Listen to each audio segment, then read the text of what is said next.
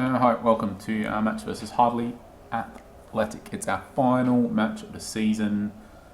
They're online, I think.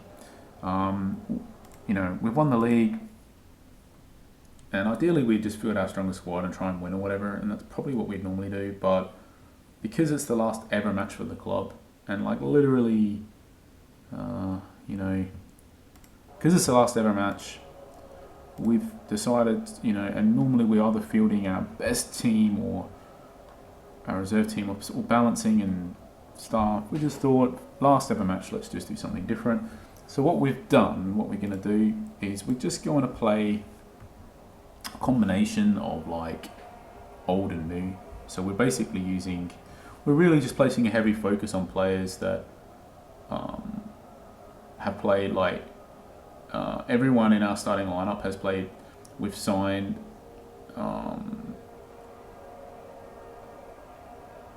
everyone on the starting lineup and the bench. We signed as a 15-year-old youth player, and the only exceptions to that are Gary McAllister and Tinkler, and we've left them in because one of them starting and one of them on the bench, just because Tinkler was such a phenomenal player. That central midfield pairing, I think, was the engine that, with Koku in behind them, in these three roles, Tinkler, McAllister and Koku, I think that was the fulcrum of which all of ours, I don't know, the attacking trio was pretty important as well, but the attacking players were important, but I think we just, Tinkler brought the team to the next level, basically. The signing of him propelled us from being a great team into being a legendary team, basically. So that's why he's starting, and we couldn't start everybody. So that's why McAllister's on the bench, and then Barbosa's sort of just the only other keeper we got, really, and that's it. Everyone else we've signed as a youth player, and we're starting Fernandez and basically a lot of our normal starters, but we've put in John and Fernandez in these two spots, and let's see because they've only ever really played when we're fielding our reserves. They've never really had a chance to start as part of the proper first team, and it will be just interesting to see what they can do, when they're surrounded by other good players. Are they only good when they're surrounded by poor players? Can they still play really well if surrounded by great players? It's only one match, but I just thought this was an interesting thing to do for that final match. Pires really let us down. In one cup final, he came to the rescue, the 90-minute Fever Cup, and he was a club legend. And then in the other cup final that we just had, he came off the bench and missed the sitter and had a few shots and didn't score. And he could have won. He could have gone down in history, really, as the most important player in the entire club's history if he hadn't missed that sitter in the other cup final. And instead, he's just would just be important, but not the most important player we ever had. And it would have been quite a feat for him, because he really is just a squad player who's just always punched above his weight, I think.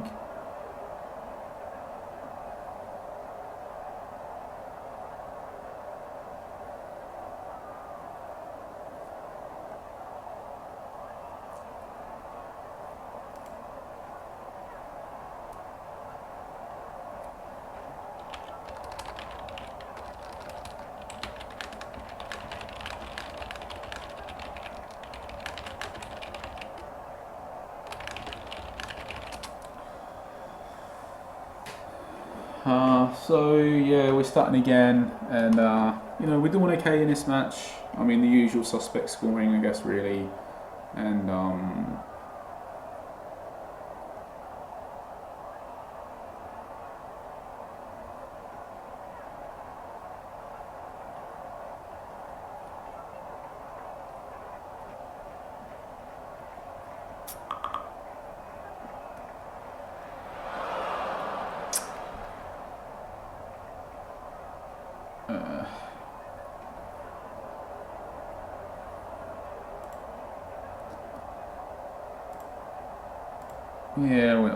we can't really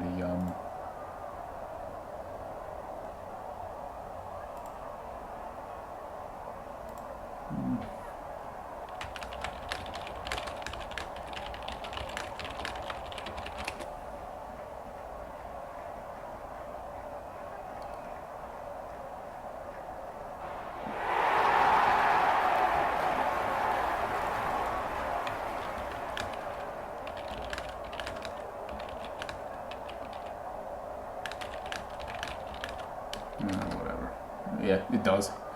Being transparent means that you arm people with information that they always use against us, but ultimately we just think that we just sort of prefer to be transparent. We'll just, in the ways that we can, as much as we can, and we don't want to play the game incognito in secret. Basically, we just want to be transparent about who's involved in the project, is playing the game, and who they are. We just think that's the right thing to do.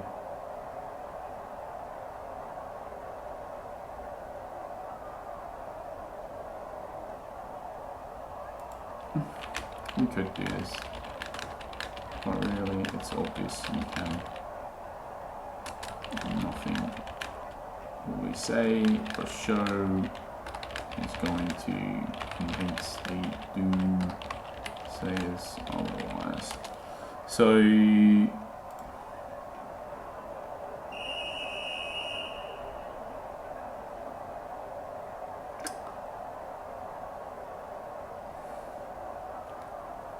but yeah, I mean, I think the only thing really is, I mean, there definitely are clubs doing it, but the thing that's missing is the bit where what they're doing is fully documented. I think that's the part where we can come in, because even though obviously I know about some stuff with the matches, but this is the thing, I'm recording and showing all the matches, so it's like whatever it is that I'm doing during the matches, you're just seeing it all. So even though I have an idea about what things can help and what not, at the end of the day, I'm trying to explain my best why all the decisions are being made, and whether those explanations are any good or not almost doesn't even matter, because you can literally see everything I'm doing, so you can, derive your own opinions about why I'm doing what. So I think from that perspective, that's fine. And then really from every angle, it's just like, yeah, it's more useful. It would be much more useful if it was somebody else recording all of their matches and narrating them all and documenting their entire journey and why they've signed every player they've signed and done everything they've done. Ideally, it would be somebody who isn't me, and it would be somebody else doing it, but nobody else is doing it, unfortunately. So until somebody else wants to pick that mantle up, it really just has to be me, because somebody has to do it and nobody else is. So it's got to be me. But there's plenty of people who are good at this game, but I think the people who are really good at this game, generally speaking, they don't really want to tell everybody what it is that they're doing they spend a lot of time to get good at the game and study and understand and work stuff out, and generally those people are a little bit reluctant to share all of that knowledge with everybody. People who are very best, the people who are sharing knowledge tend to be the users that are just trying to be generally quite helpful and whatever, but they tend to be not the next sort of notch down, if you like. Some of them are doing quite well, but they're generally not the very best teams in the game. There could be some exceptions there, but anyway, back to this match. I'll try back to this match. God, see what he said.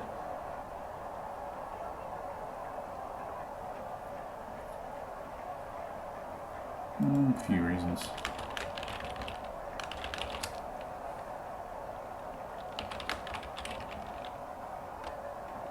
I'm going to explain it more. If he wants to know, he can listen to the podcast. So, for our match, does anyone come on?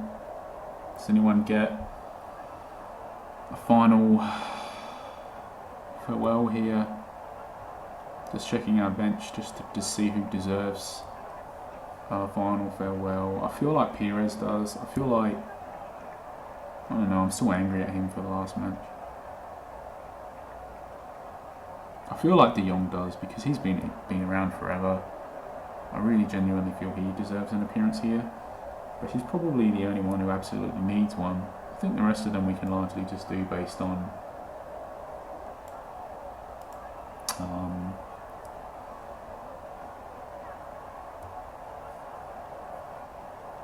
he's been a real loyal club servant, De Jong.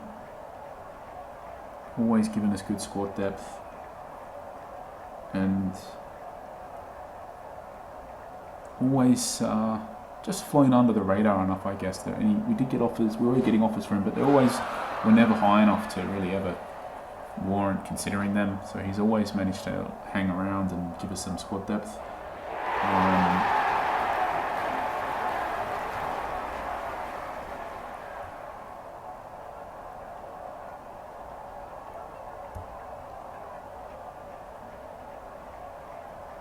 So I feel like I don't know, maybe James, he's been shafted out the wing, maybe we can rotate him around too. Attacking. No, that was pretty instant, wasn't it?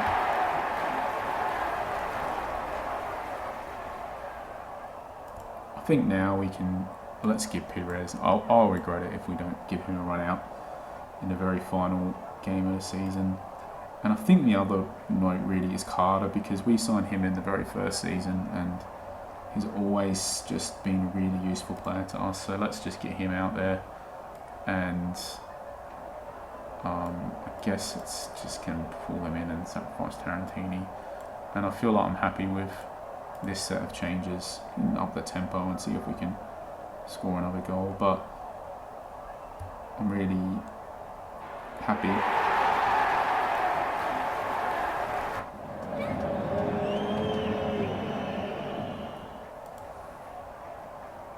Yeah, it's hard because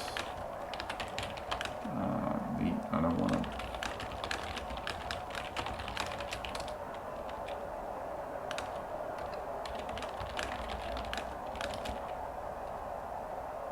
Just hard.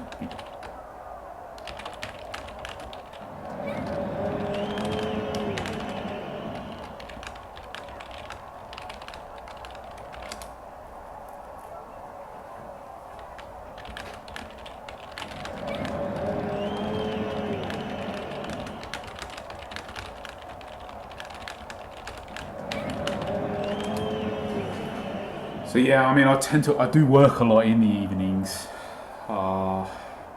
pretty much every night. But if there's ever a chance that I don't have to do work, or there's nothing, that needs to happen for this project, if there's ever that opportunity, I do really prefer just to get away from the computer for an hour or two in the evening.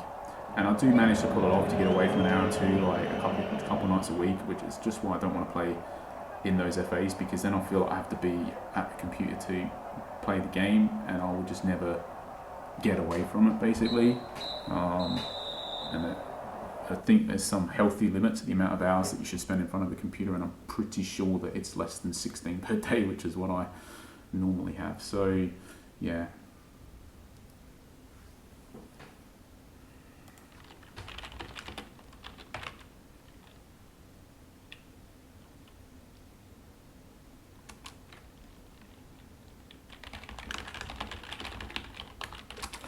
So, yeah, I mean, whatever. It's a match that didn't mean a lot. We won. I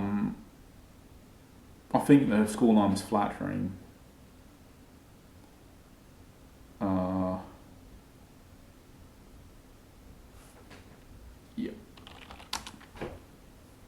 So I think the scoreline was flattering for us.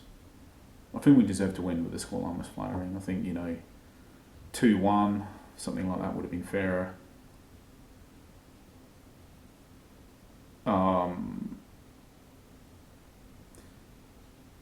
Yeah, and I think we'll see. I mean, on the resale, I think that's for another video, really. I guess for this one, we can just talk about I don't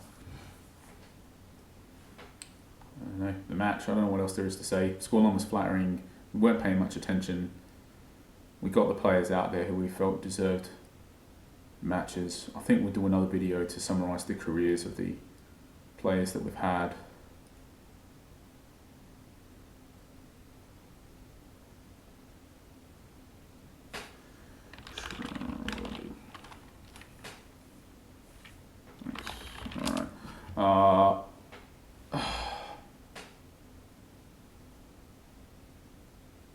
So yeah, I don't know, I guess it's the last ever match, so if you're watching this and you've watched the other videos, thank you.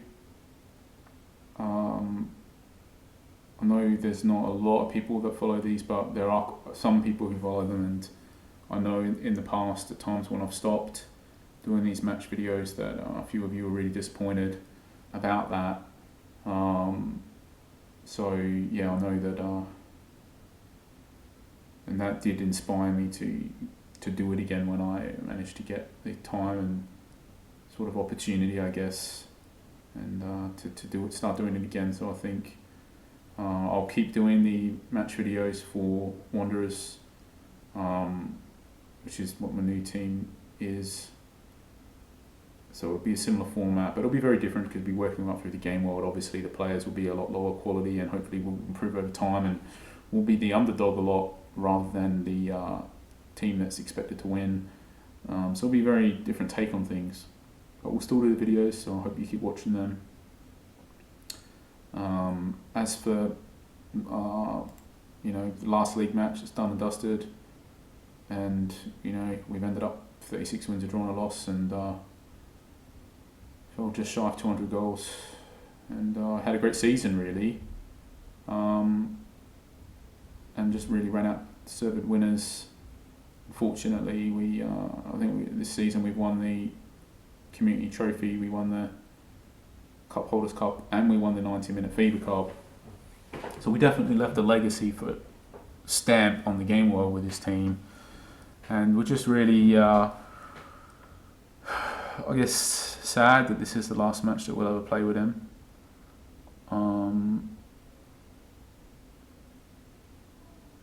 But that's that, I guess. We're going to do another video just to summarise the life, just the the overall legacy, or think about what we're going to do with that.